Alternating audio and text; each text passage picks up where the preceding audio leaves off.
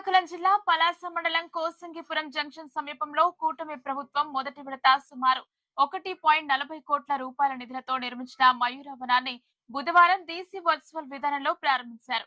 అనంతరం జిల్లా కలెక్టర్ స్వప్నిల్ దినకర్ తో కలిసి ఎమ్మెల్యే గౌతు శిరీష ప్రారంభించారు. ఈ సందర్భంగా ఎమ్మెల్యే శిరీష మాట్లాడుతూ 120 హెక్టార్ల పరిధిలో ఆహ్లాదకరమైన వాతావరణంలో జాతీయ రహదారికి ఆనుకుని ఈ మయూరవనం రానున్న రోజుల్లో జంతు ప్రదర్శనశాలగా మార్చేందుకు కేంద్రం నుంచి అనుమతులు కోరామని తెలిపారు.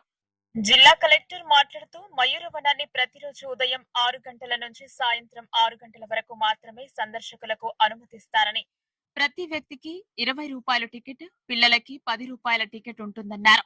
ఈ కార్యక్రమంలో జిల్లా కలెక్టర్ స్వప్నిల్ దినకర్, ఏపీటీపీసీ చైర్మన్ వజ్ర బాబురావు, గ్రంథాలయ చైర్మన్ పిరికట్ల విఠల్, ఏఎంసీ చైర్మన్ మల్ల శ్రీనివాస్, బీసీసీఎల్ ప్రధాన కార్యదర్శి లొడకల కామేష్, మండల అధ్యక్ష కార్యదర్శులు, ఇతర ముఖ్య నాయకులు, కూటమి నాయకులు చిన్ని నాగరాజు, అటవీ శాఖ అధికారులు, ఆర్టీఓ, వివిధ శాఖల అధికారులు, స్థానిక నాయకులు మరియు స్థానిక ప్రజలు పాల్గొన్నారు.